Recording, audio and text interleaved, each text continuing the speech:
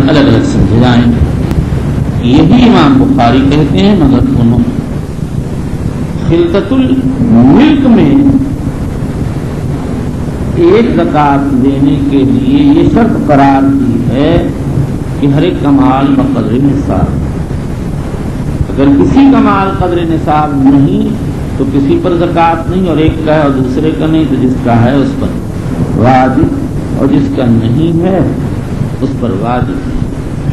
بار بار لفظ خلطہ کا لفظ آیا ہے، اس کی تھوڑی سی وضاحت بھی کی جاتی ہے. خلطہ اور اختلاط کہتے ہیں ملا دینے کو. پھر اس کے بعد یہ ملا دینا دو قسموں کا، ایک ملک کے اعتبار سے ملا دینا، اس میں تو یہ ہوتا ہے ہر ایک کی ملک دوسرے سے مخلوط ہوتی ہے، اموال میں امتیاز ہوتا. اس کی صورت یہ ہے کہ دونوں کو میراث میں ایک ساتھ مال مل جائے، یا دونوں کو کوئی بات کر دے یا دونوں مل کر خرید لیں. اور دوسری چیز ہے خلقت الجوار، جس کو خلقت الاوصاف بھی کہتے ہیں. اس میں یہ ہوتا ہے کہ ہر ایک کمال ایک دوسرے سے ممتاز ہوتا ہے، صرف مجاورت کے اندر اتحاد ہوتا ہے. ایک جگہ چرنا، ایک جگہ رات میں رہنا، ایک جگہ پانی پینا، ایک جگہ دودھ نکالا جانا، ایک ہی چرواہے کا دونوں کی خیر خبر لینا. یہ ہے خلقت الجوار. جمہور کے ہاں دونوں زکوٰۃ میں مؤثر، حنفیہ کے ہاں مؤثر نہیں، اور طاؤس و عطا کے ہاں خلقت الملک مؤثر ہے، خلقت الجوار نہیں. بخاری کہتے ہیں مگر شرط لگاتے ہیں کہ مال بقدر نصاب.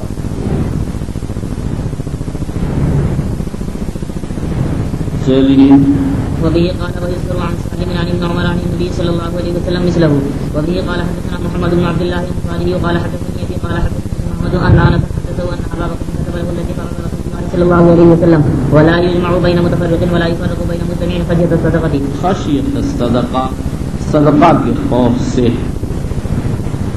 سائی کو بھی خوف ہوتا ہے، مالک کو خوف ہوتا ہے کہ زکوٰۃ نوازی ہو جائے، زیادہ نوازی ہو جائے، اور سائی کو خوف ہوتا ہے کہ زکوٰۃ کم واجب نہ ہو.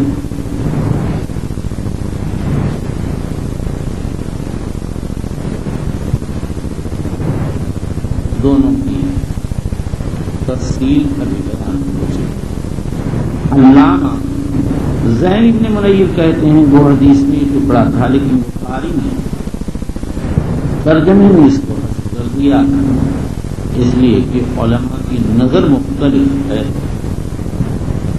ہمارا خیال یہ بخاری نے ترجمے میں اس کے ذکر کی ضرورت نہیں سمجھی. لا علم بین متفرق ولا یفرق بین مجتمع میں عام ہے، مالک کو بھی سائی اور ظاہر ہے کہ جو کوئی جمع تفریق کرتا ہے اپنی سے کرتا ہے.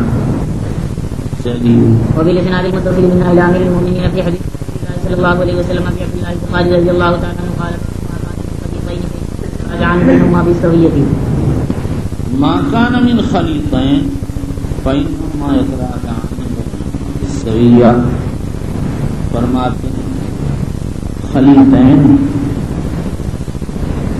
سے جب زکوٰۃ دی جائے گی اس کے بعد وہ آپس ایک دوسرے سے اپنا حق برابر وصول کریں گے. فرض کر دو آدمی کمال پوچھے گا، سائی آئے گا بلا انتظار کے زکوٰۃ لے کے چلا جائے گا، اور یہ ظاہر ہے کہ کسی ایک کمال میں سے لے گا اور دونوں کی طرف سے تو جس طرح کمال گیا وہ دوسرے اس کے بقدر کرے گا.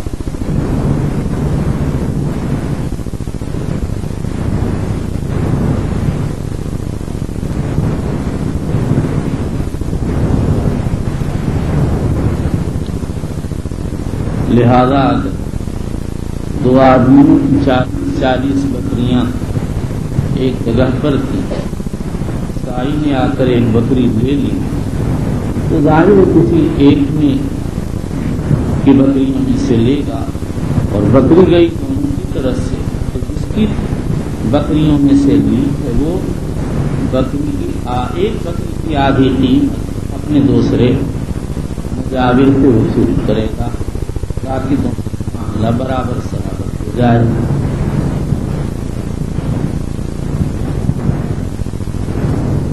یہ تراجع جمہور علماء کے مسلک پر واضح ہے،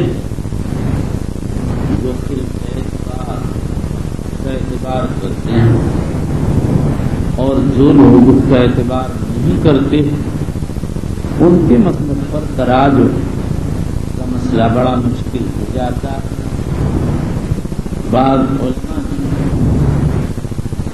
اس کی شکل بیان کی اور وہ یہ کہتے ہیں کہ اگر دو آدمی ہیں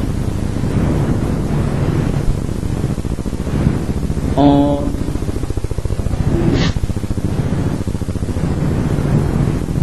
دونوں کے پاس مجموعی طور پر 61 ہیں اور مشترک ہیں، ایک کا 25 ہے اور دوسرے کے 36 ہیں، 25 والے پر ازواج اور 36 والے پر یہ لگوں، تو جب سائی آئے گا تو ایک بنت مخاض اور ایک بنت لبون لے جائے گا، اور یہ دونوں کا مشترکہ مال ہے۔ یہ بنت مخاض 25 والے کی طرف سے گئی ہے اور اس میں 36 حصہ 36 والے کا، اور دوسری بنت لبون گئی ہے 36 والے کی طرف سے، اس میں 25 حصہ والے کا، لہذا قیمت لگا کر 25 والا تو بنت لبون کا 25 حصہ وصول کرے گا اور 36 والا بنت مخاض کا قیمت لگا کر 36 حصہ 25 والے سے وصول کرے گا۔ تو یہاں پر بھی تراجع ہو گیا۔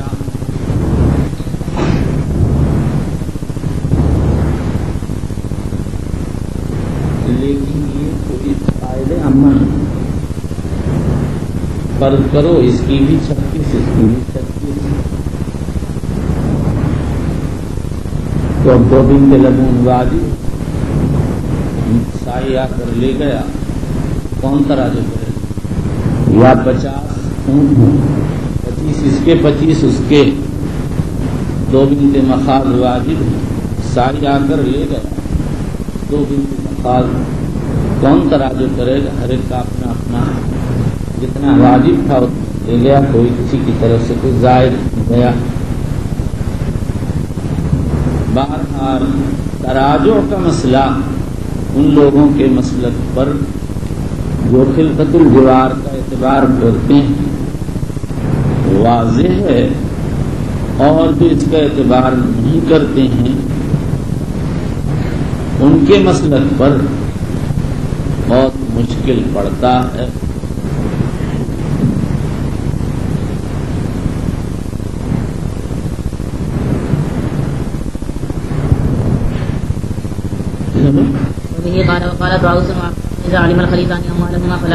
طاؤوس عطا کے سر امام عبدالرزاق نے روایت کیا، اذا علم الخلیطان اموالہما فلا یجمع، اگر خلیطین کا مال ایک دوسرے سے ممتاز تو ان کو جمع نہیں کیا جائے گا، یعنی ان کو ایک مار کر کے ایک زکات دی جائے گی۔ چلو فقال سفيان لا تجب حتى يتم ولهذا 40 شاة ولهذا 40 شاة. امام بخاری نے سفیان کا اثر لا کر اشارہ کر دیا کہ جیسے خردہ ملک کا اعتبار ہے زکات لینے، ایسے ہی نصاب کا ہونا بھی ضروری ہے. چلیے وبه قال حدثنا محمد یہ بن دونوں باب لکھے تھے نا، بلا علما کا باب یہ. چل وبه قال حدثنا محمد بن عبد الله قال حدثني ابي قال حدثني محمد ان انس رضي الله عنه حدثه ان ابا بكر كتب له الذي قال رسول الله صلى الله عليه وسلم وما كان من خليطين بينهما يتراجعان بينهما بالسيئة. وبالاسناد المتصل عن المؤمنين بحديث رسول الله صلى الله عليه وسلم ابي عبد الله البخاري رضي الله تعالى عنه قال باب زكاة الابل. باب زکات ابل کا بیان، یعنی ابل میں زکات واجب یہ منسوخ مجمع علیہ. وبه قال ذكره ابو بكر وابو ذر وابو هريره رضي الله تعالى عنهم عن النبي صلى الله عليه وسلم. وبه قال حدثنا علي بن عبد الله قال حدثني الوليد بن مسلم قال حدثنا الاوزاعي قال حدثني ابن شهاب عن عطاء بن يزيد عن عن ابي سعيد الخدري رضي الله تعالى عنه ان اعرابيا سال رسول الله صلى الله عليه وسلم عن الحجره فقال ويحك ان شانها شديد فهل لك من ابل تؤدي صدقتها؟ قال نعم. قال فاعمل من وراء البحار فان الله لن يطيرك. فاعمل من وراء البحار جمع بحرہ، بحرہ کہتے ہیں قریہ، اور معنی فاعمل من وراء القرى، بستیوں سے دور باہر رہو، زکات دیتا رہو. بعض علماء کہتے ہیں بحرہ وہ بستی کہلاتی ہے جس کے اندر سے دریا یا نہر گزرتی ہو یا اس کے پاس سے گزرتی. مدینہ کو بحرہ اس لیے کہتے ہیں کہ اس سے کچھ میل کے فاصلے پر سمندر. چل فإن الله لن يترك من عملك شيئا.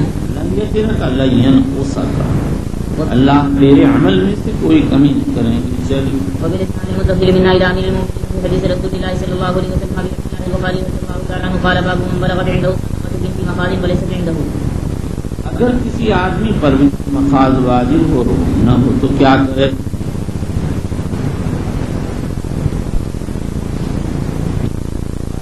روایت پیش کی یہ صورت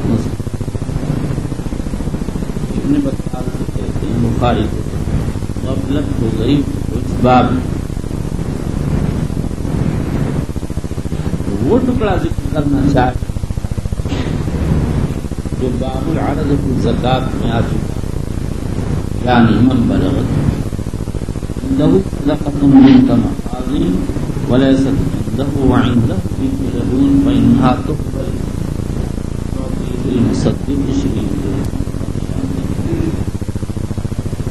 لیکن امام بخاری جیسے ذکی نہیں کا الزام لگا کوئی آسان بات نہیں. محققین علماء ذہن بن منیر وغیرہ فرماتے ہیں کہ امام بخاری رضی اللہ تعالی عنہ ترجمے میں صورت اور روایت جو لائے اس میں دوسری صورت ہے. وہ کیا تاکہ یہ معلوم ہو جائے کہ ایک نصاب واجب سے اگر نصاب واجب اگر موجود نہ ہو، اس سے اوپر کا نصاب یا نیچے کا ہو، تو جیسے نصاب متصل لینے اور زائد یا کم کے واپس کرنے یا لینے کا حق، ایسے ہی نصاب ما فوق کا بھی قاعدہ وہاں بھی اسی پر عمل کیا جائے گا. فرض کرو ایک آدمی پر بنت مخاض اور اس کے پاس مخاض تو یہ نص ہے کہ بنت لبون لے اور یعنی دو بکریاں یا درہم واپس کر دے. اب فرض کرو اگر کسی پر بنت مخاض واجب لیکن نہ بنت مخاض ہے اور نہ اس کے اوپر کا فریضہ بنت لبون واجب موجود ہے، بلکہ اس کے اوپر کا فریضہ یعنی حقہ موجود ہے، تو امام بخاری اشارہ دیتے ہیں کہ جب بین الفریضتین 2 بکری یا 2 درہم 20 درہم کا فرق، تو ایسی صورت میں اگر فریضہ متصلہ بھی نہ ہو بلکہ فریضہ فوقانی ہو تو وہ لے لیا جائے گا، اور جتنا بین الفریضتین فرق ہے اتنا مزید واپس کیا جائے گا۔ مثلا ایک شخص پر بنت مخاض واجب تھی، نہ اس کے پاس بنت مخاض تھی نہ بنت لبون بلکہ حقہ تھا، تو حقہ لے لیا جائے گا، اور بنت مخاض اور بنت لبون میں درہم یا 2 بکری کا فرق ہے، اسی طرح بنت لبون اور حقہ میں 20 درہم یا 2 بکری کا فرق ہے، تو اب سائی بجائے بنت مخاض کے حقہ لے لے گا اور 4 بکریاں یا 40 درہم واپس کر دے گا۔ یہی حال اس کے عکس کا ہے۔ کسی شخص پر حقہ واجب تھا، حقہ تھا نہیں، اور اس کے نیچے کا نصاب بنت لبون بھی نہیں تھی بلکہ اس سے نیچے کا فریضہ بلکہ اس سے نیچے کا فریضہ بنت مخاض تھی، تو اب سائی بنت مخاض لے لے گا اور مالک سے 2 فرائض کے بیچ کا جو فرق ہے وہ وصول کرے گا، یا 40 درہم لے گا یا 4 بکریاں لے گا۔ تو امام بخاری نے ترجمہ کی صورت منصوصہ کو چھوڑ کر غیر منصوص صورت لا کر یہ اشارہ فرمایا ہے کہ زکوٰۃ لینے میں اگر فریضہ واجبہ نہ ہو تو ما فوق یا ما تحت کا لینا ضروری نہیں ہے، بلکہ اس سے ما فوق اگر ہو تو وہ لے سکتے ہیں، یا واجب سے 2 درجہ نیچے کا فریضہ ہو تو اس کو بھی لے سکتے ہیں۔ واللہ تعالی اعلم۔ چلیے۔ وبه قال حدثنا محمد بن عبد الله الانصاري قال حدثني ابي قال حدثني سمامة ان انس حدثه ان ابا بكر كتب له فريضة الصدقة التي امر الله رسوله صلى الله عليه وسلم من بلغت عنده من الابل صدقة الجزاعة وليست عنده جزاعة وعنده حقة فانها تقبل منه الحقة ويجعل معها حقہ جس کے 3 سال پورے ہوں 4 میں داخل ہو، جزاء جس کے 4 سال پورے ہوں 5 میں داخل ہو۔ چلیے۔ ويجعل معها شاتين استيسرتا له او 20 درهما ومن بلغت شاتين، یہ 2 بکریوں کا یا 20 درہم کا جو فرق ہے حنفیہ کہتے ہیں تقویم ہے، اگر قیمت بڑھ جائے تو اس کے اعتبار سے مزید لے سکتے ہیں، کم کر سکتے ہیں۔ شافعی و احمد کہتے ہیں یہ تحدید شرعی ہے، بس ہمیشہ کا ایک قاعدہ بن گیا ہے، اور مالک کہتے ہیں کس جھگڑے میں پڑو گے جو واجب ہے اس کو خرید کر دو۔ چلیے۔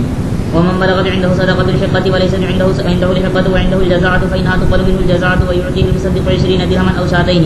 ومن بلغت عنده صدقة الحقة وليس عنده إلا بنت لبون فإنها تقبل منه بنت لبون ويعطي شاتين أو 20 درهما.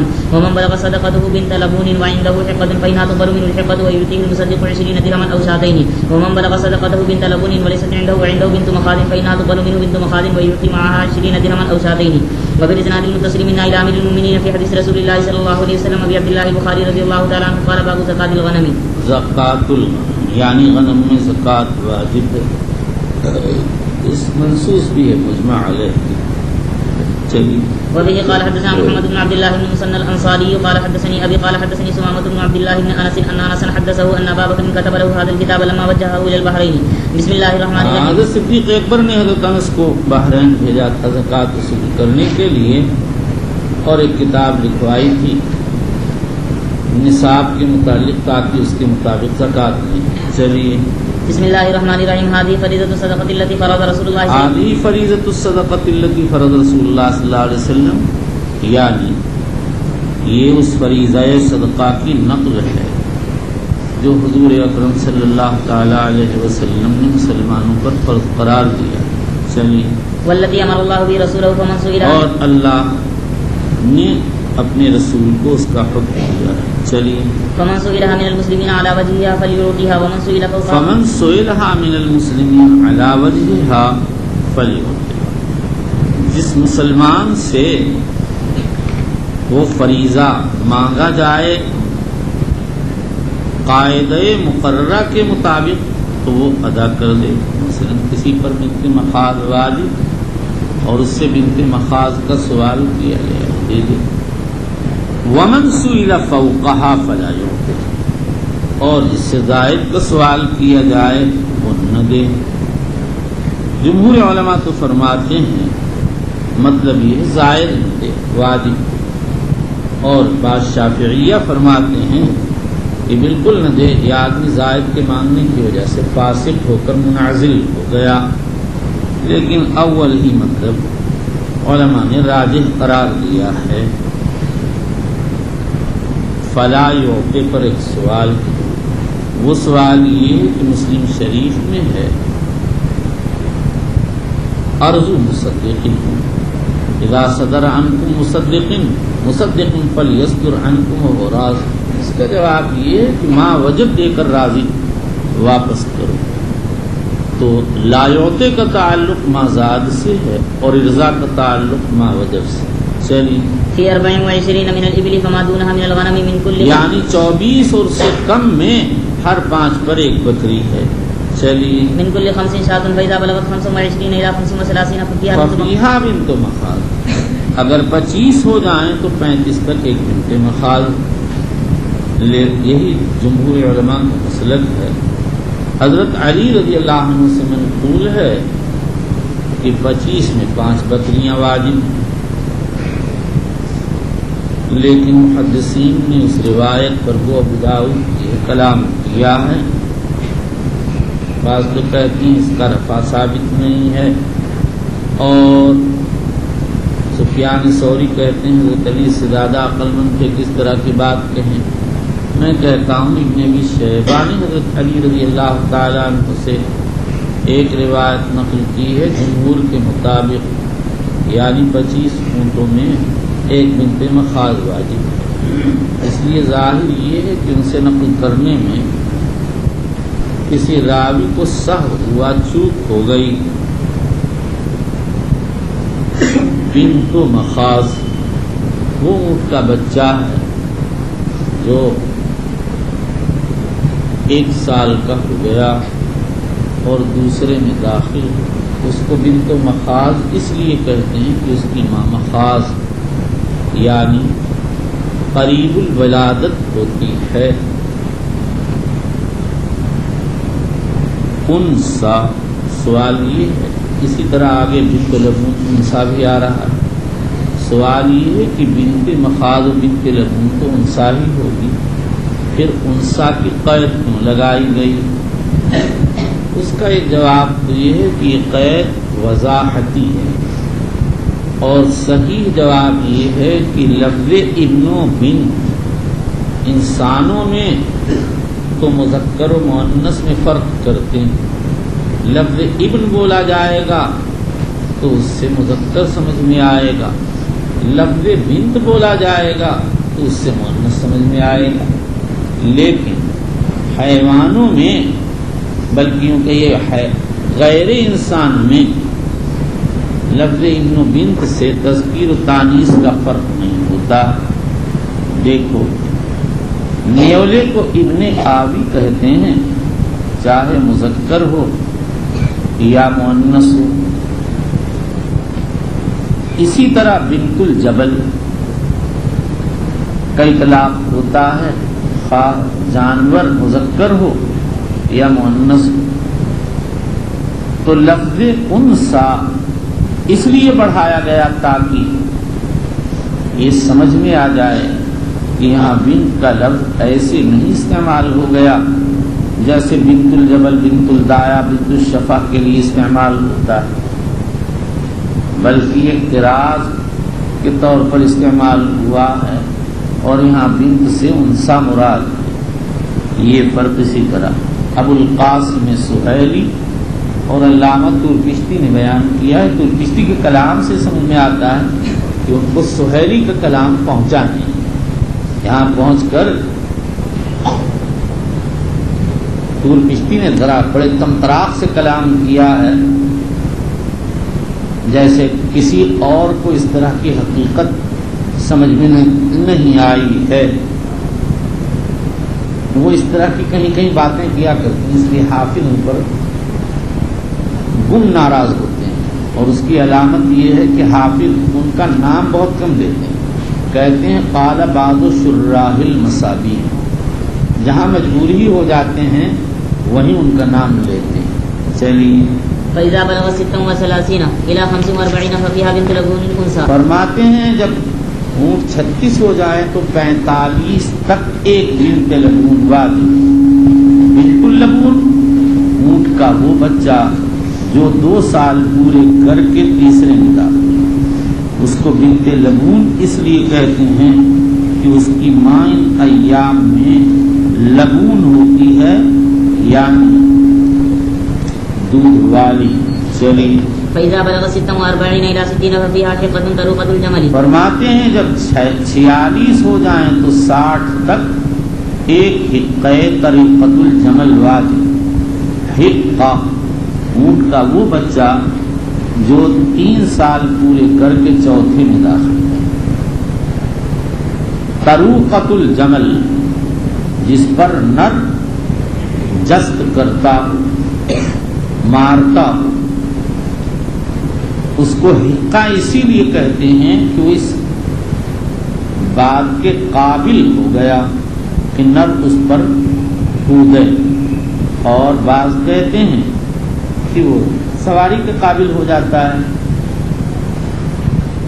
چلی فإذا بلغت 61 إلى 75 ففيها جزاعة، جب 61 ہو جائیں تو 75 تک ایک جزا واجب، جزا اونٹ کا وہ بچہ جو 4 سال پورے کر کے 5ویں میں داخل، اس کو جزا اس لیے کہتے ہیں لأنها تجزع أسنانها، دودھ کے دانت اس عمر میں آ کر ٹوٹ جاتے ہیں۔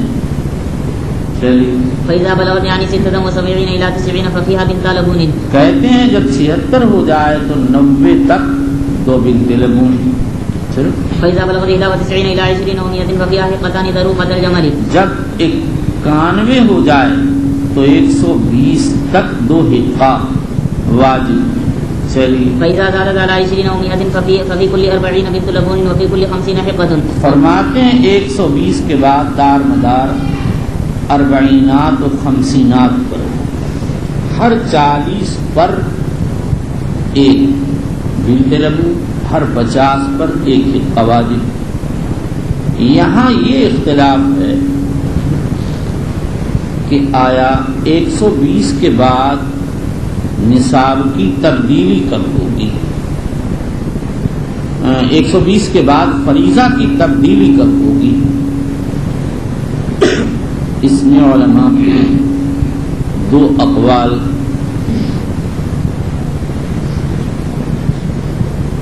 ایک قول تو یہ ہے، 2 اقوال امام شافعی اور زائی صاحب اور احمد فی روایت فرماتے ہیں ایک بڑھ جانے پر فریضہ تبدیل ہو جائے گا،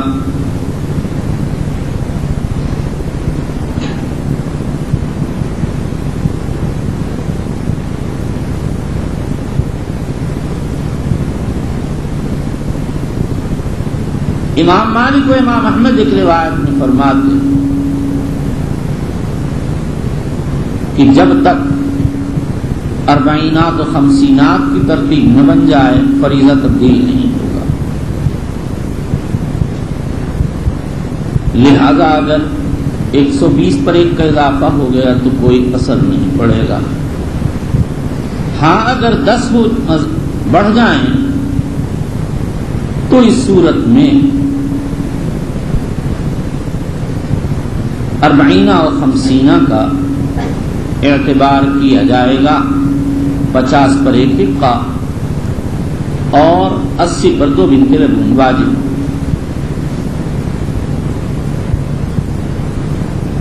اور جو لوگ یہ کہتے ہیں کہ ایک کے بڑھ جانے پر فریضہ تبدیل ہو جائے گا، پھر ان میں اختلاف ہے کہ کیا واجب ہوگا۔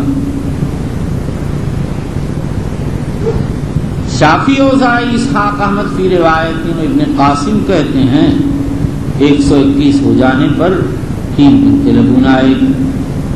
امام مالک ایک روایت میں فرماتے ہیں کہ سائی کو اختیار ہے، چاہے 3 بنت لبون لے لے اور چاہے 2 حقہ۔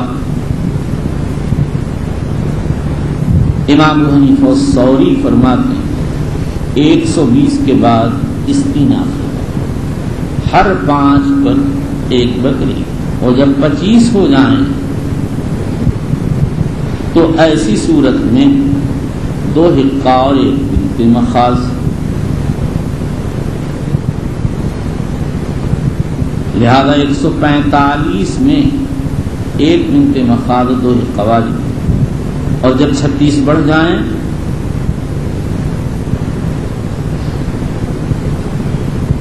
تو ایسی صورت میں اب یہاں تو یہی ہے، اس پر 1 اور بڑھ جائے یعنی 146 ہو جائے تو اب اس صورت میں 3 حقہ واجب ہیں 50 یعنی 150، اور جب 150 ہو جائے تو پھر استیناف ہوگا۔ 120 پر 1 استیناف، ہر 5 پر 1 بکری، 25 پر 1 بنت مخاض، تو مجموعہ 145 ہو گیا، اس میں 2 حقہ اور 1 بنت مخاض واجب۔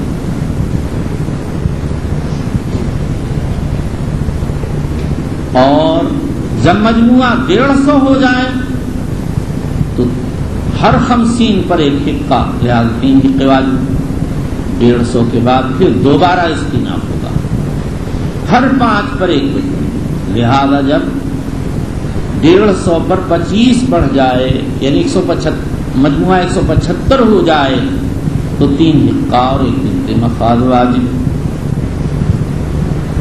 اور اگر 36 ہو جائے یعنی 186 ہو جائے تو ایسی صورت میں 3 حقے اور 1 بنت لبون واجب ہو، اور اگر 46 ہو جائے یعنی 196 ہو جائے تو 40 حقاق واجب ہوں گے 200 تک۔ پھر اس کے بعد ہمیشہ وہی استیناف جاری ہوگا جو 150 کے بعد جاری ہوا۔ جو لوگ 40 و 50 کے قائل وہ ابو بکر صدیق کی اس کتاب کے قائل وہ ابو بکر صدیق کی اس کتاب صدقہ سے اصول کرتے ہیں، سے استدلال کرتے ہیں، اور جو لوگ استیناف کے قائل ہیں وہ کہتے ہیں علی بن مسعود سے استیناف کی روایت منقول ہے، اور اسحاق بن راہوی اور طحاوی نے عمرو بن حزم سے جو کتاب صدقات نقل کی ہے اس میں بھی استیناف کا تذکرہ ہے۔ 40 و 50 والے کہتے ہیں ہماری روایت ارجح و اصح و اکثر ہے، استیناف والے کہتے ہیں ہماری روایت پر عمل کرنے میں اختیار زیادہ ہے۔ امام ابن جریر طبری رحمۃ اللہ علیہ کہتے ہیں اختیار ہے، چاہے آدمی استیناف کر لے اور چاہے 40 و 50 پر دار مدار رکھ لے۔ اس کے معنی یہ نکلے کہ ابن جریر طبری رحمۃ اللہ علیہ کہتے ہیں استیناف واجب نہیں مخیر فی ہے۔ ومن لم يكن معه الا 4 من الابل فليس فيها صدقه الا ان يشاء ربها، فاذا بلغت 5 من الابل ففيها شاة، وفي صدقه الغنم في صائمتها اذا كانت 40 صائمہ چرنے والی چرنے اذا كانت 40 الى 20 الى 20 و100 شاة، یعنی 40 سے لے کر 120 تک کل 1 بکری واجب ہے۔ 1 بکری واجب ہے۔ حنفیہ مالکیہ کہتے ہیں ذکر انثی برابر ہے، شافعیہ حنابلہ فرماتے ہیں مؤنث دینا پڑے گا، مذکر کافی ہے۔ چلیے فإذا زادت على 20 و 100 إلى 200 شاتان، فإذا زادت على فرماتے 120 پر اگر اضافہ ہو جائے تو 200 تک کل 2 بکری واجب ہے۔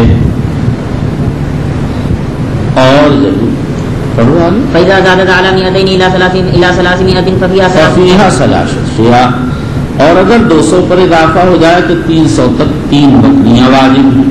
فإذا زادت یہ جو فرمایا کہ جب اضافہ ہو جائے تو 3 بکریاں واجب ہیں، اس اضافہ سے کیا مراد ہے؟ جمہور علماء رحمت فی الصح کہتے ہیں 100 کا اضافہ مراد. امام احمد ایک روایت میں فرماتے ہیں 1 کا اضافہ مراد. لہذا اگر 300 پر 1 بڑھ گئی 301 ہو گئی تو 4 بکری واجب ہو جائے گی. فرماتے ہیں فَإِذَا زَادَتْ عَلَىٰ 300 فَفِي كُلِّ 100 شَاةٌ چلیے. فإذا كان صائمة الرجل ناقصة من 40 شاة واحدة فليس فيها صدقة إلا أن يشاء ربها. وفي اگر 40 بکری بجان 40 تو کچھ واجب نہیں. چلیے. وفي الرقة ربع العشر. رقہ ولی چاندی اور چاندی میں 40واں واجب. چلیے. فإن لم تكن إلا 90 و100 فليس فيها شيء إلا أن اس يشاء کا یہ ربها. مطلب نہیں کہ 195 انعام میں کچھ واجب سے کسر کو ثابت کر دیا ہے. مطلب یہ ہے کہ 200 سے کم میں کچھ واجب نہیں چاہے کتنی کم ہو جائے. چلیے. وبالإسناد المتصل منا إلى أمير المؤمنين في حديث رسول الله صلى الله عليه وسلم أبي عبد الله البخاري رضي الله تعالى عنه قال باب لا يؤخذ في الصدقة حريمة ولا ذات عباد ولا تيس إلا ما شاء المصدق. لا يؤخذ في الصدقة حريمة ولا ذات عوار ولا تيس إلا ما شاء المصدق. حريمة بفتحها وكسرها نورية جس کے دانت ٹوٹے ہیں. ولا ذات و عوار بضم العین و فتح عیب دار.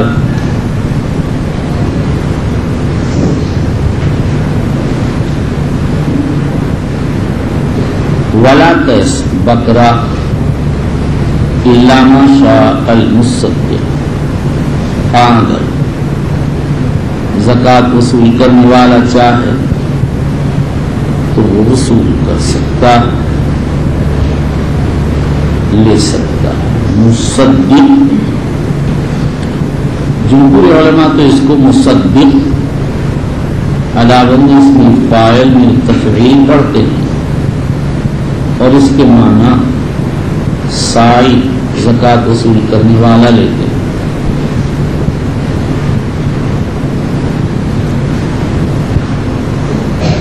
امام ابو عبید فرماتے ہیں میرے نزدیک اس سے مالک مراد ہے یعنی زکوٰۃ دینے والا.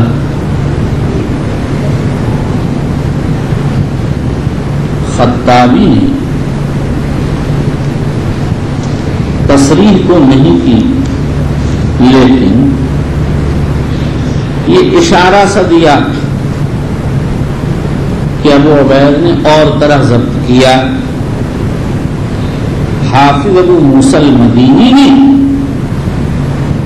اور انہیں کے اتباع میں ابن اسیر جزری نے کہہ دیا کہ ابو عبید اس کو مصدق بفتح دال پڑھتے تھے اور مالک مراد لیتے تھے.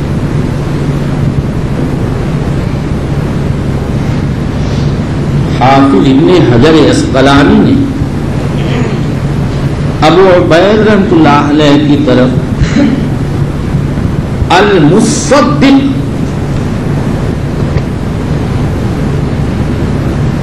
بتشدید الصاد و کسر الدال کی نسبت کی. میرے نزدیک یہی سوال ہے. مصدق علی وزن اسم مفعول کہیں بھی مالک کے معنی میں میں نے نہیں پڑھا، نہ کسی روایت میں مجھ کو ملا، نہ کسی صاحب لغت نے لکھا. صرف یہ ایک موقع ایسا ہے یہاں پہنچ کر کے لوگ ابو عبید کی طرف نسبت کر کے نقل کرتے ہیں اور کہتے ہیں انہوں نے مصدق فتح الدال پڑھا مالک مراد، حالانکہ ان کے کلام میں کوئی تصریح نہیں. بس صرف اتنا ہے کہ اہل حدیث مصدق روایت کرتے ہیں سائی مراد لیتے ہیں. میرے نزدیک یہاں مالک مراد ہے، لیکن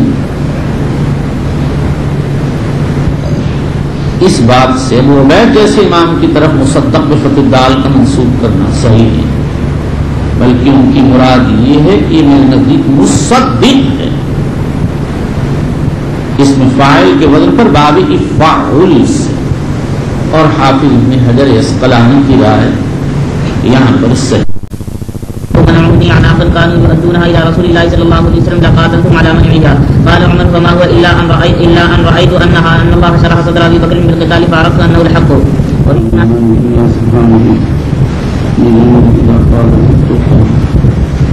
اللهم صل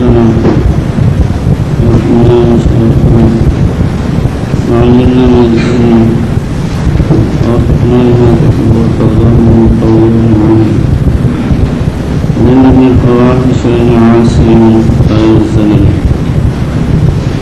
اللهم اغفر لنا واغفرنا واصلح لنا شأننا كله إلا أما بعد وبالإسلام المتصل إلى أمير المؤمنين رسول الله صلى الله عليه وسلم نبي الله محمد بن إسماعيل البخاري رضي الله عنه وأرضاه وعزل ثوابه وحشرنا في زمرة محمد عليه قال باب أخذ العناق في الصدقة.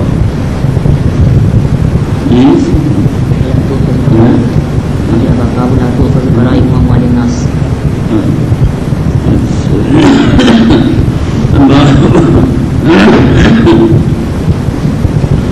باب لا تؤخذ غرائب أموال الناس في الصدقة. کرام کا مفرد کریم نفیسہ کے معنی میں فرماتے ہیں صدقہ میں لوگوں کا نفیس مال نہ لیا جائے.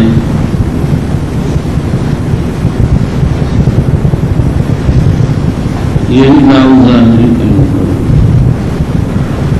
اور حنابلہ کی ہے وجہ، لیکن امام احمد مالکیہ حنفیہ شافعیہ فرماتے ہیں اگر مالک اپنی خوشی سے عمدہ دے دے تو کوئی حرج کی بات نہیں. امام احمد داؤد بن خزیمہ نے نقل کیا کہ ایک مرتبہ حضور صلی اللہ علیہ وسلم نے صحابی زکوٰۃ وصول کرنے کے لیے بھیجا. صحابی نے کہا تمہارے مال میں بنت مخاض واجب. اس نے کہا اس 1 سال کے بچے کا کیا کرو گے؟ اور ایک نہایت جوان بڑی اونٹی لے کر حاضر. انہوں نے کہا کہ میں تو لیتا نہیں، یہ حضور صلی اللہ علیہ وسلم قریب میں تشریف فرما، وہاں تم خود جا کر پیش کرو. اونٹ والے نے اس کو لیا اور لے کر خدمت والا شان میں حاضر ہوا. آپ نے فرمایا ذاک الذی علیہ فإن تطوعت بخیر آجرک اللہ فیہ وقبلنا منک.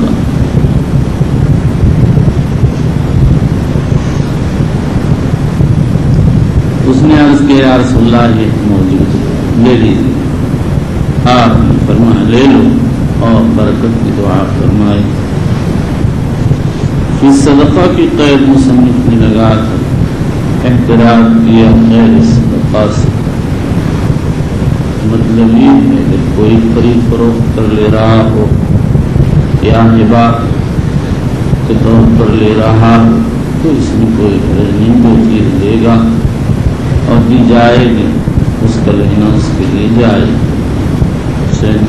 بسم الله الرحمن الرحيم. وبالاسناد المتصل منا الى امير المؤمنين في حديث رسول الله صلى الله عليه وسلم في عبد الله البخاري رضي الله تعالى عنه قال حدثنا اميه بن بسطام قال حدثنا يزيد بن زريع قال حدثنا روح بن القاسم عن اسماعيل بن اميه عن يحيى بن عبد الله بن صيفي عن ابي معبد عن ابن عباس رضي الله عنهما ان رسول الله صلى الله عليه وسلم لما بعث معاذا على اليمن فقال انك تقدم على قوم اهل كتاب فليكن اول ما تدعوهم اليه معاذا على اليمن اميرا او قاضيا على الشريف. قال انك تقدم على قوم اهل كتاب فليكن اول ما تدعوهم أهل كتاب أو من أهل كتاب فليكن أول ما تدعوهم إليه عبادة الله فإذا عرفوا الله فأخبرهم أن الله قد فرض عليهم 5 صلوات في يومهم وليلتهم فإذا فعلوا فأخبرهم أن الله تعالى قد فرض عليهم زكاة تؤخذ من أموالهم وترد على فقرائهم فإذا أطاعوا بها فخذ منهم وتبقى كرائم أموال الناس. وبالإسناد المتصل منا إلى أمير المؤمنين في حديث رسول الله صلى الله عليه وسلم في عبد الله البخاري رضي الله تعالى عنه قال باب ليس فيما دون 5 زوج صدقة. 5 روز سے کم صدقہ کی منصوص بھی ہے اور مجمع علیہ. امام بخاری رضی اللہ تعالیٰ عنہ نے پہلے صدیق اکبر کی کتاب الصدقات کی ترتیب کے مطابق تراجم نقل کی اور آخر میں حدیث میں یہ حالات تؤخذ فی الصدقہ حرم ولا ذات وعوار ولا قیس اس پر ترجمہ منعقد کر دیا. اور چونکہ بعض لوگ کہتے تھے کہ اناق بھی صدقہ میں نہیں لی جائے گی، اخذ اناق کا ترجمہ منعقد کر دیا، اور اناق گھٹیا درجے کا مال ہے، اس لیے امام بخاری نے علاوہ تقابل ترجمہ منعقد کیا قرائن اموال کا، اور بتا دیا کہ اناق کو لی جائے گی زکوٰۃ میں اور قرائن اموال لیے جائیں گے۔ اور جب صدیق اکبر کی حدیث کے اوپر تراجم منعقد کر چکے اور تراجم استقرابیہ سے فارغ ہو گئے تو انہوں نے یہ ترجمہ منعقد کیا، اس لیے اس کا ابل سے بھی تعلق ہے، جس کو صدیق اکبر کی کتاب میں سب سے پہلے ذکر کیا گیا ہے، اور غنم سے بھی تعلق ہے۔ ابل سے تعلق یہ ہے کہ اس میں زکوٰۃ کے وجوب کا مسئلہ ذکر کیا گیا، اور غنم سے تعلق یہ ہے کہ 5 اونٹ کی بکری واجب ہوتی ہے۔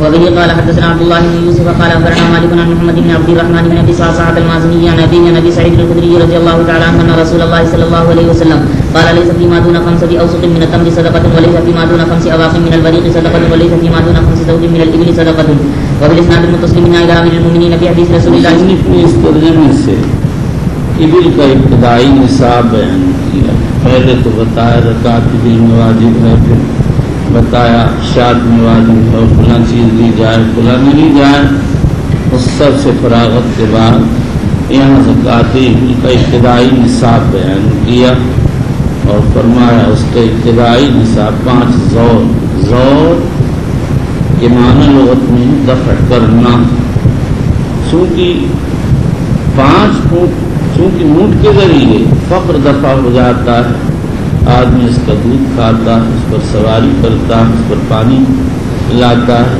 اس لیے اس کو زود کہا جاتا ہے۔ چلیے وبالاسناد المتصل من الى امير المؤمنين في حديث رسول الله صلى الله عليه وسلم ابي عبد الله البخاري رضي الله تعالى عنه قال باب زكاة البقر۔ باب زکوٰۃ البقر، امام بخاری زکوٰۃ ابل و بقر کو بتا چکے، زکوٰۃ ابل و غنم کے تراجم منعقد کر کے بتا چکے کہ ان میں زکوٰۃ واجب ہے۔ اب یہ ترجمہ لا کر بتاتے ہیں کہ بقر میں زکوٰۃ واجب ہے، اس میں کسی کا کوئی اختلاف نہیں ہے، لیکن امام بخاری کے پاس کوئی روایت ایسی نہیں جس میں زکوٰۃ بقر کا نصاب بیان کیا گیا، اس لیے حضرت امام زکوٰۃ ابل کے بعد زکوٰۃ غنم کو ذکر کیا، اس لیے کہ صدیق اکبر کی کتاب میں اسی ترتیب سے ان کی زکوٰۃ اور ان کے نصابوں کا ذکر، اور پھر ضمنی تراجم لائے جب سب سے فراغت ہو گئی تو زکوٰۃ بقر کا یہ ترجمہ اخیر میں ذکر کیا، اس لیے کہ اس کا وجود حدیث سے تو ثابت ہے، لیکن اس کے متعلق تفصیلات بخاری کی شرط پر نہیں۔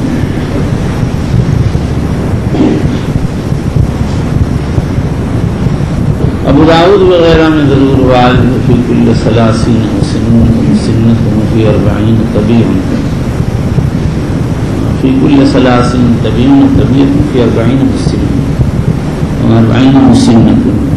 چلیے وبه قال وقال ابو محمد قال النبي صلى الله عليه وسلم لا اعرف ان ما جاء الله رجل ببقرة لها خوار ويقال جوار گائے کی آواز چلی، يجعلون يرفعون یہ اصواتهم۔ دوسرا لفظ ہے، بعض نسخوں میں اور بعض روایات میں جوار وارد ہوا، اور چونکہ قرآن پاک میں یہ لفظ آیا اس لیے اس کی شرح کر دی، يجعلون يرفعون اصواتهم كما تجهر البقرة الشيء۔ وبه قال حدثنا عمر بن حفص بن قياس قال حدثنا ابي قال حدثنا الاعمش عن المعرور بن سويد عن ابي ذر رضي الله تعالى عنه قال انتهيت اليه عن النبي صلى الله عليه وسلم قال والذي نفسي بيده او والذي لا اله غيره كما حلف ما من رجل تكون له ابل او بقر او غنم لا يؤدي حقها الا اوتي بها يوم القيامه اعظم ما تكون واسمنه تطأه باخفافها وتنتحه بقرونها كلما جازت عليه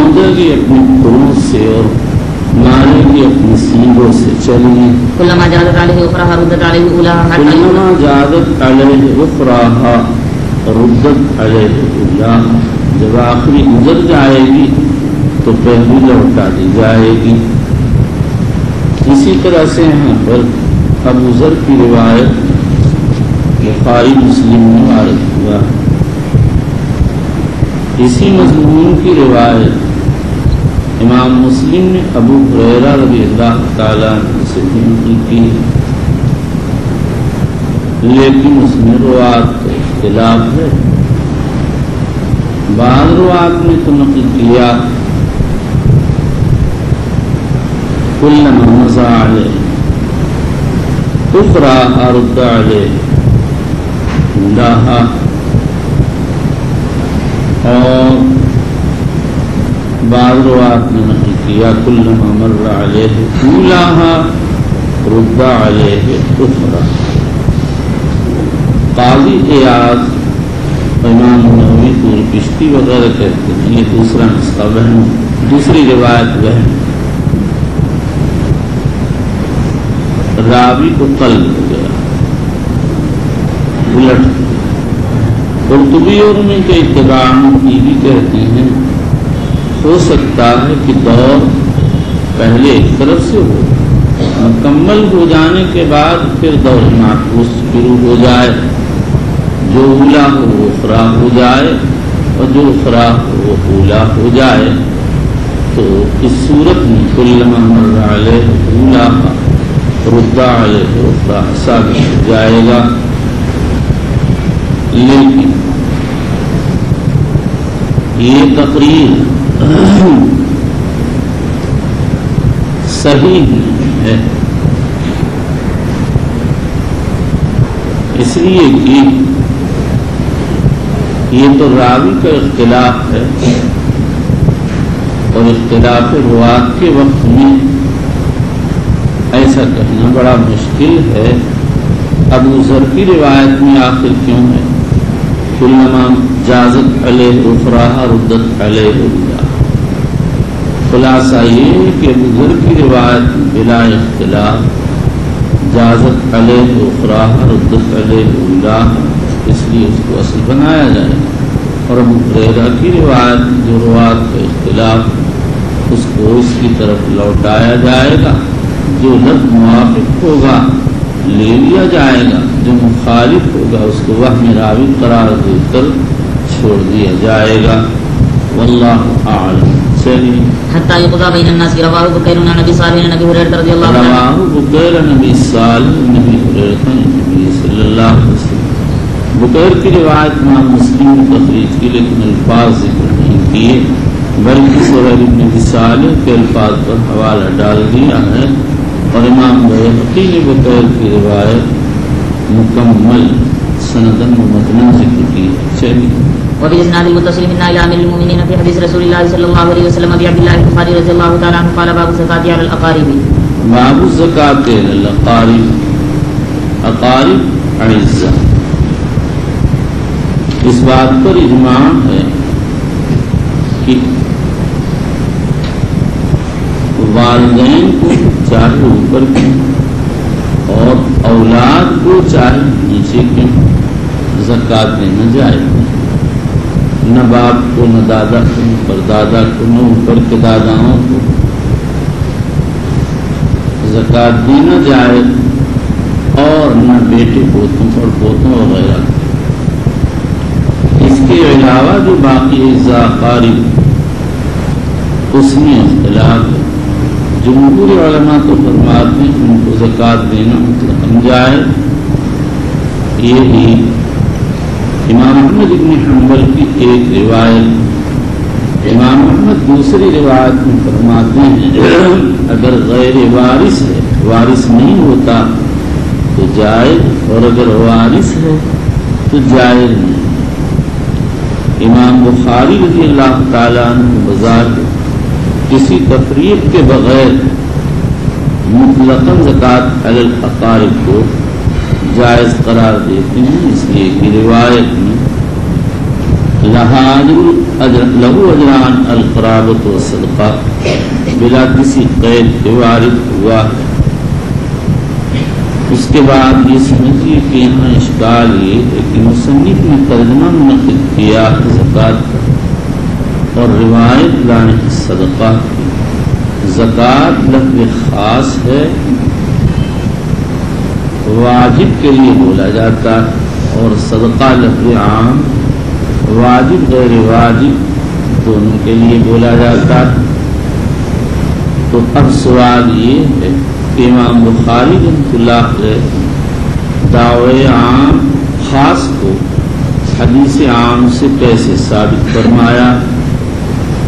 یہاں باش اللہ علیہ وغیرہ نے تو زکوٰۃ سے محتاج کی حاجت کو پورا کرنا مراد لے لیا اور کہہ دیا کہ روایت کے ترجمے سے مطابق ظاہر، لیکن علامہ کی یہ تفسیر خلاف ظاہر لفظ زکوٰۃ اور میں ما وجب فی المال معین کے لیے بولا جاتا۔ اس سے بہتر تقریر یہ ہے کہ امام بخاری رضی اللہ تعالیٰ عنہ نے لفظ کے عموم سے ترجمہ کیا اور ان کی عادت استدلال بالعموم کی ہے، وہ الفاظ عامہ سے مقاصد خاصہ پر استدلال کیا کرتی کیونکہ خاص عام کا ایک فرد ہے۔ واللہ سبحانہ اعلم۔ وبه قال وقال النبي صلى الله عليه وسلم له اجران القرابة والصدقة. وبه قال حدثنا عبد الله بن يوسف قال حدثنا مالك عن اسحاق بن عبد الله بن ابي طلحة انه سمع انس بن مالك رضي الله تعالى عنه يقول كان ابو طلحة اكثر الانصار بالمدينة مالا من نخل وكان ابو طلحة اکثر الانصار بالمدينة مالا من نخل وكان احب مال سے مراد باغ چلی وكان احب امواله اليه بیرحاء وكان بیرحاء كان احب امواله اليه بیرحاء، ان کا سب سے زیادہ محبوب باغ بیرحاء۔ بیرحاء کو قاضی عیاض رحمۃ اللہ علیہ نے 5 طرح ضبط کیا کہتے ہیں روات سے، یہ 5 طرح سنا گیا۔ نمبر 1 اور مختصر یہ ہے کہ با مکسور ہے اور را پر فتحہ اور ضمہ اور الف پر مد و قصر دونوں جائز ہے۔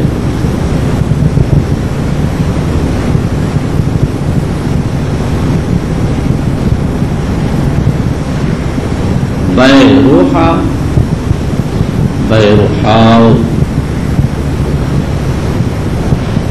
بیروحا بیروحاو اور بیراحا بیراحاو، اور 5واں لغت ہے بیراحا بفتح الباء والراء یعنی والالف المقصورہ۔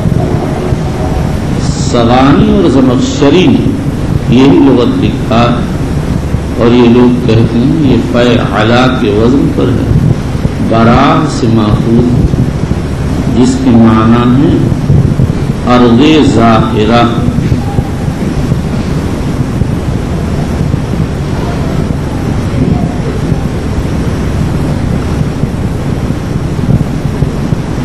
ابن اسیر جزری نے بھی 5 لغت نقل کی ہیں، لیکن وہ اور حاصل اس کا یہ ہے کہ با پر کسرہ اور فتحہ اور را پر ضمہ اور کسرہ دونوں جائز ہے اور الف ممدود ہے، تو 2 کو 2 میں ضرب دینے سے 4 صورتیں بنی۔ بیراحاو بیراحاو بیروحاو بیروحاو، اور 5واں لغت بیرحا۔ حافظ ابن حجر عسقلانی نے اور ان کے اتباع عینی نے ابن اسیر کے حوالے سے 8 لغت نقل کر دیے۔ با کا فتحہ اور کسرہ، را کا فتحہ اور ضم، الف کا مد اور قصر۔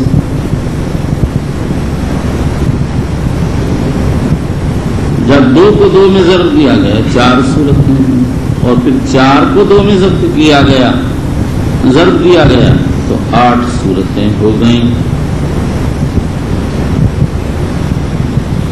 لیکن یہ نقل وہم ہے، حافظ ابن حجر نے اپنی قوت حافظہ پر اعتماد کر کے شرح املا کرائی اور گمان غالب ہے کہ 4 جلدوں تک حافظ نہیں ہے 5 تک املا کرایا. اس سے حافظ کے زبردست حافظہ کا پتہ چلتا ہے اور اسی لیے حافظ صاحب رحمۃ اللہ علیہ فتح الباری کی ابتدائی جلدوں میں کئی جگہ نقل میں عجیب غریب وہم واقع ہوا. اصل کتاب میں کچھ حافظ نے نقل کر دیا کچھ، اور اس کے بعد بھی حافظ کو اوہام ہوئے، لیکن وہ اوہام غالب گمان ہے عجلت کی وجہ سے ہو گئے ہیں اور یا پھر بڑھاپے کی وجہ سے. ہر آدمی کو وہم ہوتا ہے. وكانت مستقبلة المسجد وكان رسول الله صلى الله عليه وسلم يدخلها ويشرب من ماء فيها طيب. قال أنس فلما أنزلت هذه الآية لن تنالوا البر حتى تنفقوا مما تحبون. لن تنالوا البر حتى تنفقوا مما تحبون. ابن رشید کہتے ہیں اسی سے ترجمہ ثابت ہوتا ہے، اس لیے کہ نفقات میں عموم کی وجہ سے فرض و تطوع دونوں کو شامل ہے. ابو طلحہ نے ایک فرض میں عمل کیا، دوسرے فرض میں پر عمل کر سکتا. چلیے. قام ابو طلحة الى رسول الله صلى الله عليه وسلم فقال يا رسول الله ان الله تبارك وتعالى يقول لن تنالوا البر حتى تنفقوا مما تحبون وان احب اموالي الي بيرها وانها صدقه لله ارجو برها وذكرها عند الله فزعها يا رسول الله حيث اراك الله. میں اللہ کے لیے صدقہ کرتا ہوں اور اس کی نیکی اور ذخیرے کی اللہ کے منہ میں لیتا ہوں، یا نہیں اس کو نیکی کی نیت سے دے رہا ہوں جو آخرت میں میرے لیے نیکی اور ذخیرہ بن کر محفوظ رہے گی. چلیے. قال فقال رسول الله صلى الله عليه وسلم بخن ذلك مال رابح ذلك مال رابح وقد سمعت ما قلت رابح نفع والا. چلیے. وقد سمعت ما قلت وإني أرى أن تجعلها في الأقربين. قال أبو طلحة أفعل يا رسول الله فقسمها أبو طلحة في أقاربه وبني عمه. تابعه روحا وقال يحيى بن يحيى. تابعه روحا کا مطلب یہ کہ عبداللہ بن یوسف کی روایت میں رابح بالباء الموحدہ روح بن عبادہ ان کی متابعت کرتے ہیں، لیکن یحییٰ بن یحییٰ اور اسماعیل بن ابی اویس رابح بالباء کے بجائے رایح بالیاء المثنات نقل کرتے ہیں. یحییٰ بن یحییٰ اور اسماعیل کی روایت میں تو رایح بالیاء المثنات التحتیہ واقع ہوا. یحییٰ کی روایت وکالت اور اسماعیل کی کتاب تفسیر میں آئے گی. روح بن عبادہ کی روایت کے متعلق حافظ ابن حجر عسقلانی نے لکھا کہ کتاب البیوع میں آ چکی ہے، لیکن یہ وہم. اور عبداللہ ابن یوسف کی روایت میں مصنف کے یہاں کے بیان کے مطابق تو رابح بالباء الموحدہ واقع ہوا، لیکن حضرت امام بخاری رضی اللہ تعالیٰ عنہ نے آئندہ چل کر بخاری ہی میں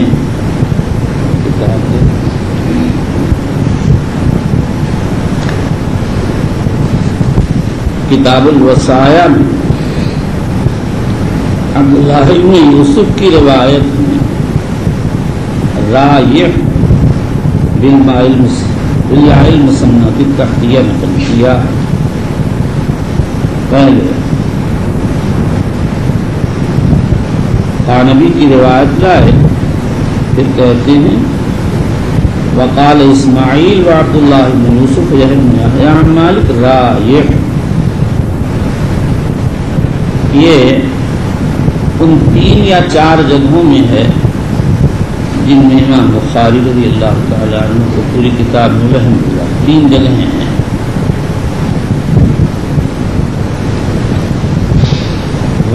وہم سے تو کوئی عاری نہیں، لیکن اس شخص کی امامت کا اندازہ ہوتا ہے. ہزاروں صفحات پر پھیلی ہوئی کتاب صرف 3 جگہ وہم اور ہم اللہ جانے کتنا. حقیقت یہ ہے کہ حضرت امام کی طرف وہم کی نسبت کرتے ہوئے بہت تکلیف ہوتی ہے، لیکن حق ہر چیز پر غالب ہے. الحق و حق و یتبع و یقال. اس لیے مجبوراً میں یہ کہہ دیتا ہوں فلاں جگہ امام بخاری کی طرف نسبت وہم کی نسبت کرتے ہوئے طبیعت کو سخت کلفت ہوتی ہے. چلیے. وقال يحيى بن يحيى واسماعيل عن مالك ضعيف بالياء وبه قال حدثنا ابن ابي مريم قال اخبرنا محمد بن جعفر قال اخبرني زيد بن سلمان عياض بن عبد الله عن ابي سعيد الخدري رضي الله تعالى عنه قال خرج رسول الله صلى الله عليه وسلم في اضحى او فطر الى المصلى ثم انصرف فبعث الناس وامرهم بالصدقه فقال ايها الناس تصدقوا فمر على النساء فقال يا معشر النساء تصدقنا فاني اريدكن اكثر اهل النار قلنا وبما ذلك يا رسول الله قال تكسرن اللعن وتكفرن العشيره ما رايت من ناقصات عقل ودين اذهب لنبذ الرجل الحازم من اهداكن يا معشر النساء ثم انصرف فلما صار الى منزله جاء زينب امراه من مسعود تستاذن عليه فقيل يا رسول الله هذه زينب فقال اي زيانب فقيل زيانب زینب نامی تو بہت سی عورتیں تھیں اس لیے آپ کو پوچھنا پڑا کہ کون سی. فقيل امرأة من مسعود قال نعم إذن لها فأذن لها ان کو اجازت دے دو. چلیے. فأذن لها قالت يا نبي الله إنك أمرت اليوم بالصدقة وكان عندي حلي لي فأردت أن أتصدق به فزعم ابن مسعود أنه ولده أحق من تصدقت به عليه. میں زیور کا صدقہ کرنا چاہتی تھی.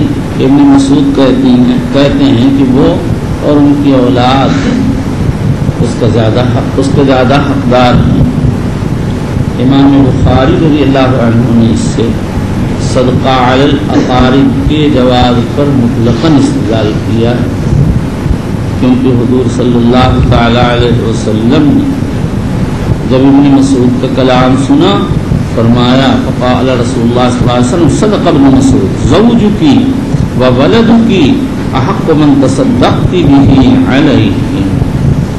لیکن جمہور علماء کے نزدیک اولاد کو صدقہ دینا ناجائز ہے، اس پر اجماع ہے. اور وہ لوگ جواب دیتے ہیں کہ یہ ان کے حقیقی بیٹے نہیں تھے بلکہ ان کے بھائی یا ان کی بہن کے بیٹے تھے، ان کی پرورش میں تھے. طیالسی کی روایت میں صاف ہے بنو اخیہا و بنو اختہا. یہاں پر ایک سوال یہ کہ امام ہم جیسے لوگ اس طرح کی نکتہ چینی کرتے ہیں اور بخاری کے سامنے پیش کرتے ہیں کہ آپ یہ کہہ رہے ہیں اور روایت میں کھلا جگہ یہ ہے، تو کیا بخاری کو ان جگہوں کا استحضار نہیں؟ اس کا جواب یہ ہے کہ بخاری تو امام الدنیا، لیکن ان کا ایک خاص مذہب ہے. جو روایت ان کے نزدیک ثابت ہوتی ہے وہ اس کو مانتے ہیں، اور جو دوسری روایت ہوتی ہے اگر وہ ثابت ہوتی ہے بخاری اس کو بھی مانتے ہیں. وہاں بنو اخیہا بنو اختہا ہے، یہاں ولد کے ہے. امام بخاری کہتے ہیں دونوں روایتیں اپنی جگہ ثابت ہیں، لہذا اپنی اولاد کو بھی زکوٰۃ دے سکتے ہیں اور بھتیجے بھانجوں کو بھی زکوٰۃ دے سکتے ہیں. چلیے. وفي اسناد المتصل من الى امير المؤمنين في حديث رسول الله صلى الله عليه وسلم ابي عبد الله البخاري رضي الله تعالى عنه قال باب ليس على المسلم في فرسه صدقه. کسی مسلمان پر اس کے گھوڑے میں صدقہ نہیں. گھوڑے کے مسئلے میں اختلاف ہے. بعض سابقین تو کہتے تھے جیسا کہ ابو عبید نے نقل کیا گھوڑے میں مطلقاً زکوٰۃ نہیں ہے، لیکن جمہور علماء تفصیل کرتے ہیں. فرماتے ہیں اگر وہ گھوڑے خدمت کے ہیں پھر تو اس میں بھی اتفاق زکوٰۃ نہیں، اور اگر تجارت کے ہیں تو اس میں زکوٰۃ واجب، اور اگر نہ خدمت کے ہیں نہ تجارت کے تو پھر اس میں اختلاف. ائمہ ثلاثہ اور جمہور علماء فرماتے ہیں کہ اس میں کوئی زکوٰۃ واجب نہیں. امام ابو حنیفہ رحمۃ اللہ علیہ فرماتے ہیں کہ اس میں زکوٰۃ واجب ہے، اور ہر گھوڑے پر 1 دینار واجب ہوگا یا قیمت لگا کر 200 درہم کے حساب سے زکوٰۃ دی جائے گی. اور امام صاحب کی طرف سے دلیل میں یہ پیش کیا جاتا ہے کہ حضرت عمر رضی اللہ تعالیٰ عنہ کے زمانے میں گھوڑے میں زکوٰۃ لی گئی. موطا امام مالک مسند احمد وغیرہ میں روایت موجود ہے. اسی طرح سے مصنف عبدالرزاق میں حضرت عثمان کے زمانے میں زکوٰۃ لینا وارد، وارد ہے، لیکن اس زکوٰۃ کی نوعیت عام زکوٰۃ کی نہیں ہے، اس لیے کہ حضرت عمر کے قصے میں مسئلہ میں تفصیل ہے۔ مسند احمد وغیرہ میں ہے کہ حضرت عمر کی خدمت میں ملک شام کے کچھ لوگ آئے، انہوں نے کہا امیر المومنین ہمارے پاس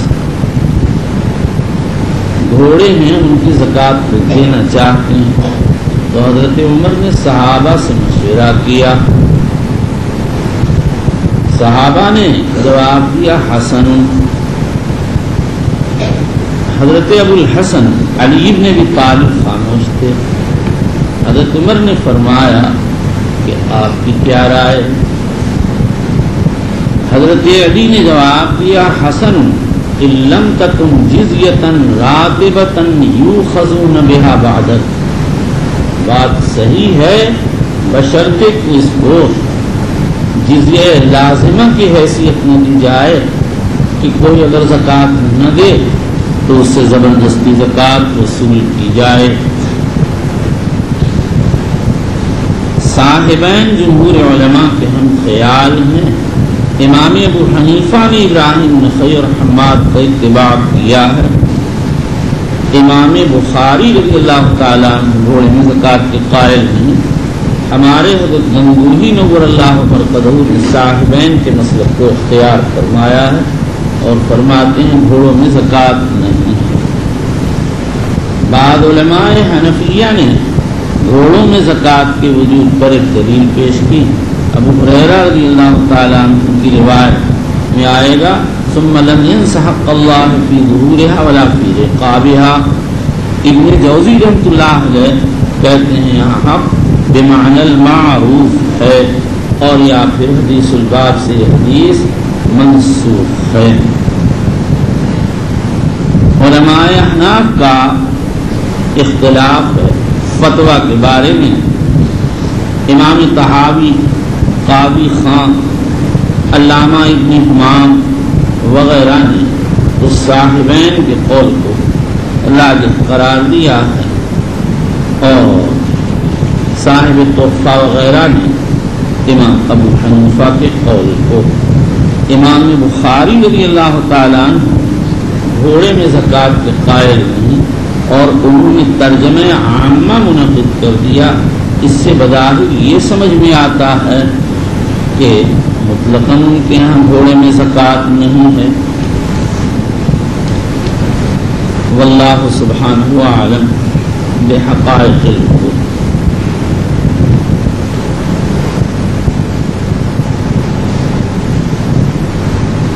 امام ابو عبید القاسم السلام کہتے ہیں جو لوگ مطلقاً زکوٰۃ کا انکار کرتے ہیں ان کے قول میں تقصیر ہے، جو مطلقاً ایجاب کے قائل ہیں ان کے قول میں غلو ہے۔ مسئلہ بین ہے، اگر تجارت کی ہو تو زکوٰۃ ہے، ورنہ زکوٰۃ واجب نہیں ہے۔ اور امام ابو عبید نے لکھا ہے سفیان ثوری، مالک، اہل عراق، اہل حجاز، اہل شام کا یہی مذہب ہے، کہتے ہیں لا اعلم بینہم فی ھذا خلاف۔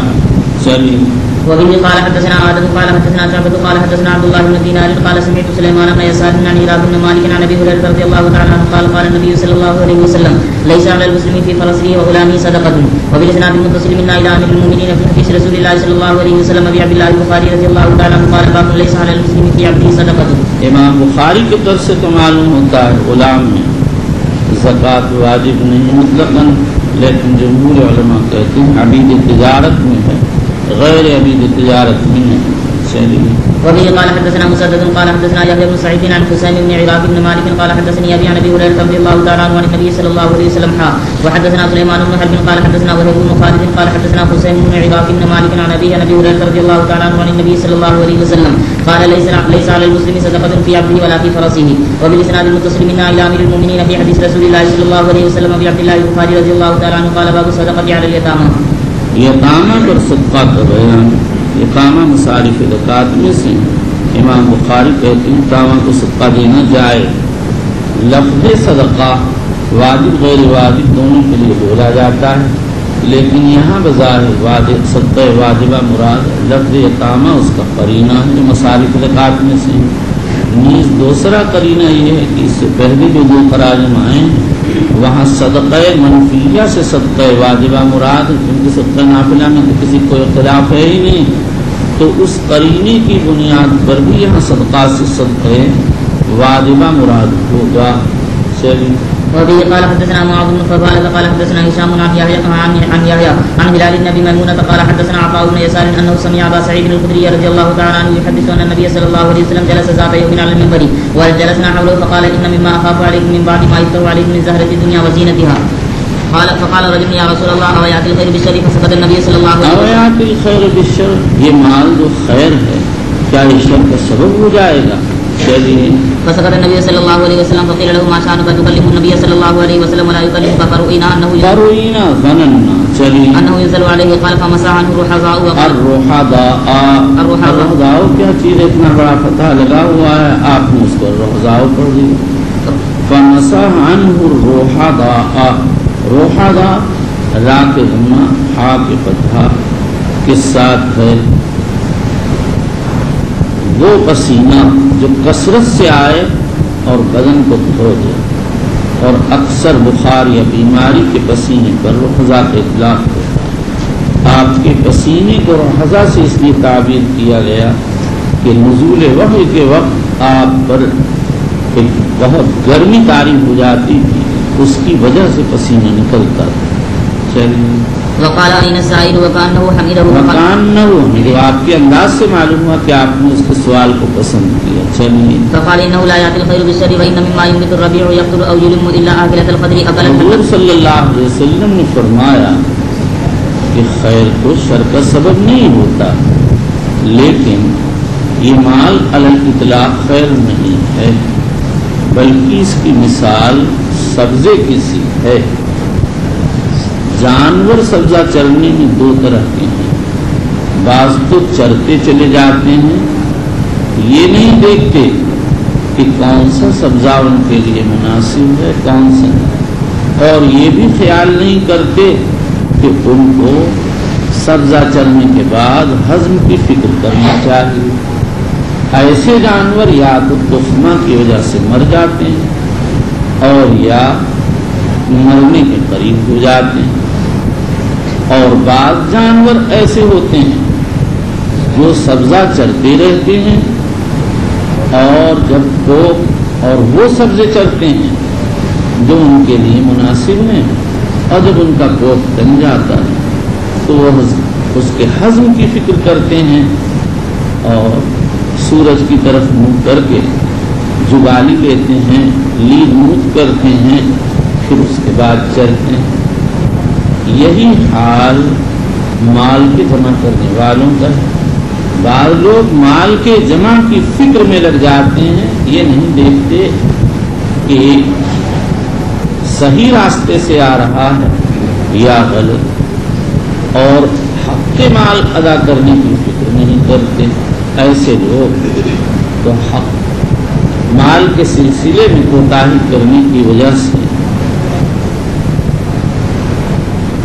اخذن و اداءً آخرت میں ہلاک ہیں یا ہلاکت کے قریب ہیں۔ اگر پکڑ ہو گئی تو ہلاک، اور معافی ہو گئی تو ہلاک کے قریب تھے، بچ گئے۔ اور بعض لوگ مال کے سلسلے میں محتاط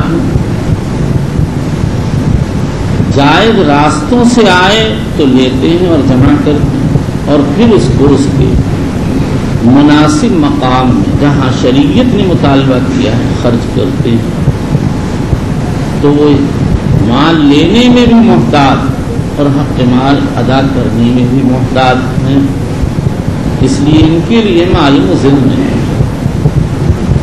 اس سے معلوم ہو گیا کہ حضور صلی اللہ علیہ وسلم نے دو مثالیں ذکر کی ہیں، ایک مال کے سلسلے میں افراط اور بے احتیاطی کرنے والوں کی، اور دوسرے مال کے سلسلے میں اقتصاد و احتیاط اختیار کرنے والوں کی۔ اس تقریر کو لکھ کے دے دیں، بہت دن سے لکھ کے دیتے ہیں. چلیے إلا آكلة الخضر أكلت حتى إذا امتدت عاقلۃ الخضر سبزہ چرنے والا جانور. چلیے حتى إذا امتدت خاصرتها امتدت تن جائے خاصرہ کو. چلیے استقبلت عين الشمس فسالت عین الشمس دھوپ کی طرف نہیں سورج کے چشمے کی طرف منہ کر کے جانور جگالی کرتا ہے. چلے فسالت وبالت فسلطت وبالت لید نکالتا ہے اور منت نکالتا ہے. چلیے ورتعت وإن هذا رتعت اور پھر چلتا ہے. وإن هذا المال خضرة حلوة فنعم صاحب خضرہ دیکھنے میں اچھا لگتا ہے، سبز ہے، جیسے سبزہ دیکھ کے خوشی ہوتی ہے، مال کو دیکھ کر خوشی ہوتی ہے. حلوۃ میٹھا ہے، پرتنے میں اچھا لگتا ہے، ہاتھ میں لینے میں ضرورت کے وقت میں استعمال کرنے میں جی خوش ہوتا ہے. چلیے فنعم صاحب المسلم ما أعطى منه المسكين واليتيم ماں آتا اے ماں دام آتا، یہ مال مسلمان کا اچھا ساتھی ہے اگر وہ اس سے مسکین یتیم ابن سبیل کو دیتا رہے. چلیے وابن السبيل كما قال النبي صلى الله عليه وسلم إنه من يأخذ بغير حقه الذي يأكل ولا يشبع ويكون شهيدا عليه يوم القيامة. وبالإسناد المتصل منا إلى أمير المؤمنين في حديث رسول الله صلى الله عليه وسلم أبي عبد الله البخاري رضي الله تعالى عنه قال باب الزكاة على الزوج والأيتام في الحجر. امام بخاری نے اس ترجمے میں دو مسئلے ذکر کیے، ایک زکوٰۃ علی الزوج کا مسئلہ اور دوسرے زکوٰۃ علی الایتام فی الحجر کا. زکوٰۃ علی الزوج خاوند کو زکوٰۃ دینے کے مسئلے میں اختلاف ہے. امام ابو یوسف، امام محمد، امام شافعی فرماتے ہیں کہ جائز ہے، امام ابو حنیفہ کہتے ہیں ناجائز ہے، امام مالک و احمد رحمۃ اللہ علیہ کے دونوں قول ہیں، جواز و عدم جواز. امام بخاری نے جواز کے قول کو اختیار کیا، روایت کے ظاہر سے اس میں آتا ہے.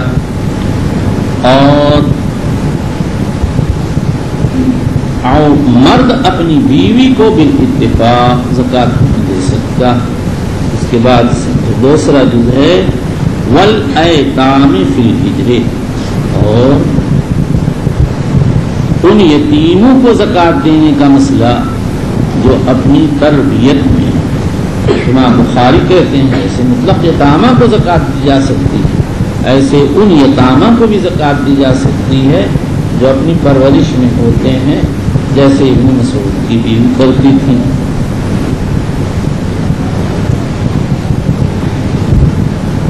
یہاں امام بخاری نے وایتام فی الحجر سے مسئلہ ثابت کیا.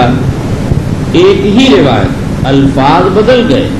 بخاری نے ایک جگہ اولاد کو زکوٰۃ دینے کا مسئلہ ثابت کیا، دوسری جگہ ایتام فی الحجر کے زکوٰۃ دینے کا مسئلہ ثابت کیا. اس سے صاف یہ معلوم ہوتا ہے کہ بخاری کے نزدیک زیادات الثقات مطلقاً معتبر ہیں. پوری کتاب پر اگر کوئی نظر ڈالے تو یہ بات بالکل روز روشن کی طرح سے واضح ہو جاتی ہے کہ بخاری علیہ الاطلاق زیادات الثقات مانتے ہیں، بشرطے کہ کوئی معارض قوی ایسا معارض نہ ہو جہاں نفی اس بات کا کوئی تعلق ہو اور جمع ممکن ہے. چلیے اس تقریر سے ایک اشکال بھی حل ہو گیا، یہ کہ زکوٰۃ علی الیتامہ کا مسئلہ تو مقرر ہو گیا. ابھی صدقہ علی الیتامہ کے الفاظ سے ترجمہ منعقد کیا، یہاں آ کے زکوٰۃ علی الیتام فی الحجر کے نام سے ترجمہ منعقد کر دیا، اور یہ تکرار اس طرح دور ہو گیا کہ پہلا ترجمہ عام ہے، یہ ترجمہ خاص ہے. وہاں مطلق یتامہ کا ذکر ہے، یہاں ان یتامہ کا ذکر ہے جو انسان کی تربیت میں ہوں. یہ بات ہم کو لکھ کے دینا. چلیے قال ابو سعید عن النبي صلی اللہ علیہ وسلم وفي قال ہم حدثنا کو یہاں بہت کچھ بیان کرتے تھے، بس اب بوڑھے بھی ہو گئے، جی نہیں چاہتا اس لیے چھوڑ دیے. چلیے وبه قال حدثنا عمر بن حفص بن غياث قال حدثنا ابي قال حدثنا الاعمش عن شقيق عن عمرو بن الحارث عن زينب امراه عبد الله قال فذكرت لابراهيم فحدثني ابراهيم عن ابي عبيده عن عمرو بن الحارث عن زينب امراه عبد الله قال فذكرته لابراهيم. امام نووی رحمۃ اللہ علیہ فرماتے ہیں فذكرته کے قائل اعمش ہیں، اور مقصد یہ ہے کہ حدیث اعمش دو استادوں سے نقل کرتے ہیں، شقیق دوسرے ابو عبیدہ. میں کہتا ہوں ثواب یہ ہے کہ دو استادوں سے روایت کرتے ہیں، ایک شقیق اور دوسرے ابراہیم نخعی. قالت كنت في المسجد فرأيت النبي صلى الله عليه وسلم فقال تصدقن ولو من حليكن وكانت زينب تنفق على عبد الله وأيتام في حجرها فقالت لعبد الله رسول الله صلى الله عليه وسلم يجزي عنه ایتام فی حجرها میں ابھی بتا چکا تھا اسی کی روایت میں تصریح ہے انہم بہنو اخیہا او اختہا جلو فقال لعبد الله رسول الله صلى الله عليه وسلم يجزي عني أن أنفق عليك أيجزئ عني أن أنفق عليك وعلى أيتام في حجري من الصدقة فقال سلي أنت رسول الله صلى الله عليه وسلم فانطلقت إلى رسول الله صلى الله عليه وسلم فوجدت امرأة من الأنصار على الباب حاجتها مثل حاجتي فمر علينا بلال فقلنا سل النبي صلى الله عليه وسلم يجزئ عني أن أتصدق على زوجي وأيتام لي في حجري وقلنا لا تخبر بنا فسلم ہم نے کہہ دیا یہ نہ بتانا کہ کون ہے اور سوال کر رہا ہے چلیے فدخل فسأله فقال من هما قال زينب قال أي زيان قال حضور نے پوچھا کون ہے دو عورتیں انہوں نے کہا کہ زینب مراد عبداللہ ہے اور ایک اور ہے باوجود تینوں نے کہہ دیا تھا نام نہ بتانا بلال نے بتا